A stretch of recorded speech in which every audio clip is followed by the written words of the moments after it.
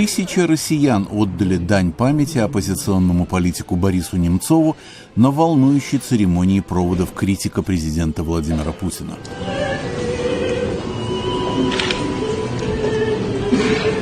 Немцов был застрелен 27 февраля возле Кремля, что стало одним из самых шокирующих убийств за последние годы.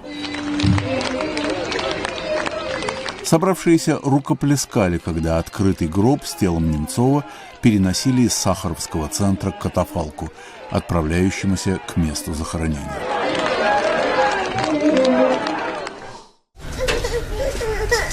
«471 родитель был арестован в пакистанской провинции Хайбер-Пахтунхва за отказ разрешить своим детям сделать прививки против полиомиелита.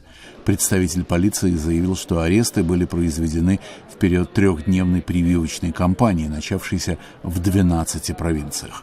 Более 300 случаев полиомиелита было зарегистрировано в Пакистане в прошлом году. Большинство из них в провинции Хайбер-Пахтунхва и прилегающих племенных областях.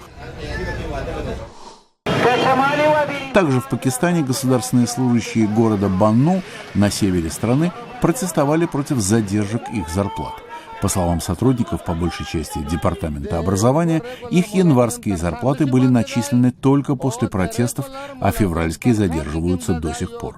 Правительственные чиновники уверяют Радио Свобода, Радио Свободная Европа, что задержки связаны с переходом на компьютеризированную систему. Кабул. Несколько организаций гражданского общества провели в афганской столице мероприятия по сбору средств для жертв недавних лавин.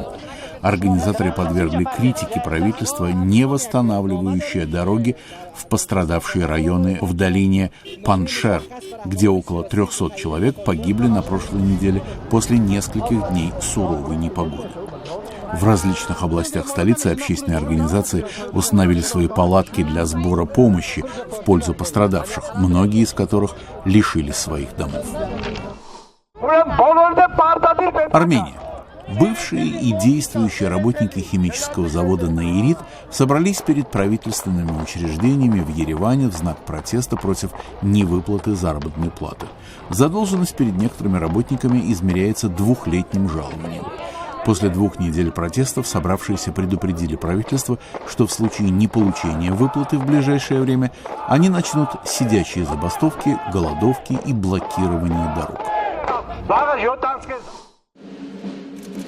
Новый президент Хорватии Колинда Грабар-Китарович прибыла в столицу Боснии и Герцеговины Сараево со своей первой зарубежной поездкой.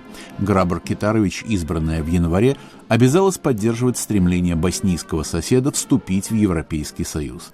Встретившись с 3 членами коллективного президиума страны, Грабар-Китарович сказала, что боснийцы, сербы и хорваты должны сами решать, как добиться наибольшей эффективности государства.